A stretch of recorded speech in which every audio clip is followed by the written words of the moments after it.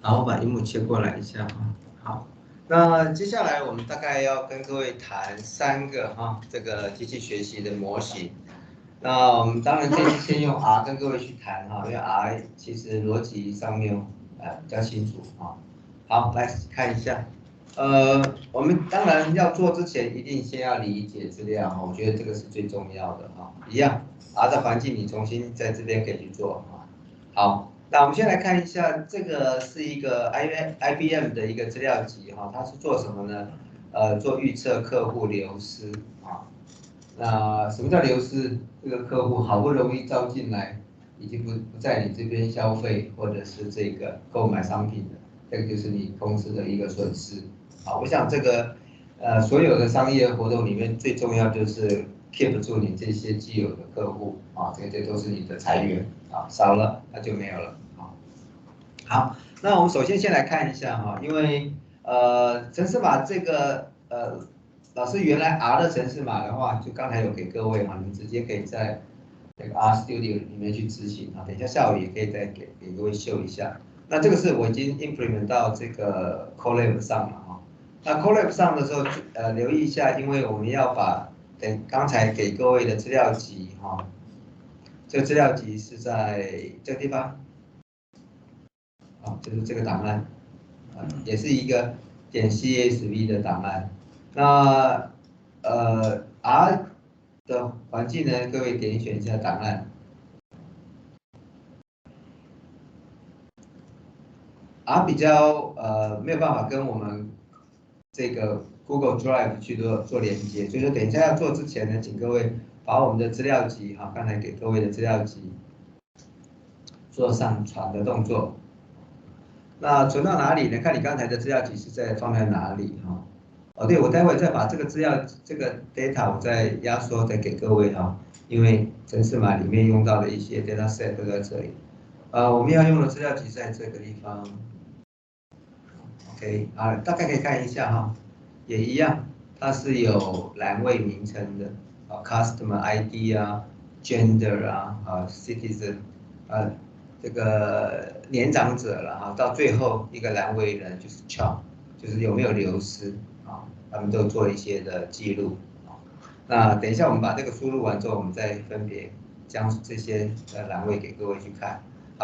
第一个动作，我们先把这个资料集呢先上传到我们的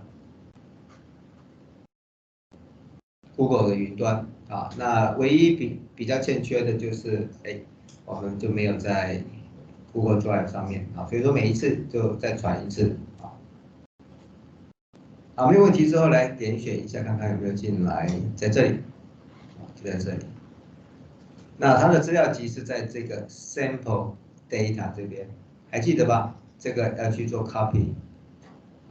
more 这个3点就知道 more 的意思，点选去复制路径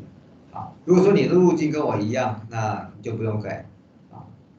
把这个去掉好，那这边全部都是一些说明的文件我这边就不用怎么执行最主要就是说我们希望看看从这些历史的数据可以看到哪一些是会造成我们顾客流失的原因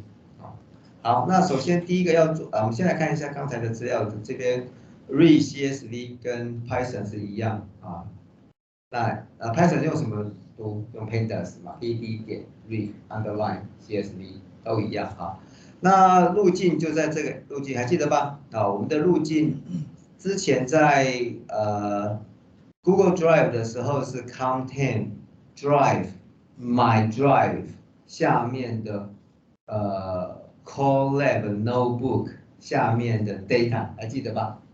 不要忘记了那这个时候我们是只有这个 Content 下面的 Sample Data， 就是刚才在这里Sample Data 下面的这个资料集一样，我 copy 一下刚才的 path 是跟它是一模一样的如果说你的不一样，你放在不同的资料夹你才用好是一样的好。那没问题的话，但是因为我们现在剩下一点时间呢，就各位去把必要的套件去做安装那这个只是一个语法了 require package， 我需要的就是这一些的套件。好，那等一下要去做这个逻辑式回归啊、决策树啊，还有 random forest 的一些的这个套件。那这个只是去看啊，这一个套件里面有没有去安装啊？那有安装的我就不去安装。那通常来讲，我们全部都去安装了，因为我们这个是在 CodeLab 上，所以说它基本上去 check 啊。这个如果说是在你的 RStudio 里面，你 ggplug2 有安装了，它就不会安装啊。你这一个 Math 有安装，它就不会安装啊。没关系，这边就一样，就按一下。那这边需要花一点的时间，所以说我们这边时间呢，就请各位耐心下来，先去做安装的动作啊。这边就是说我如果没有安装的话，我就是去做 install 某一个套件啊。最后呢，就是把所有的套件去做 library 的动作啊。OK， 那我们今天呢这个就到这里啊，各位先做到这里。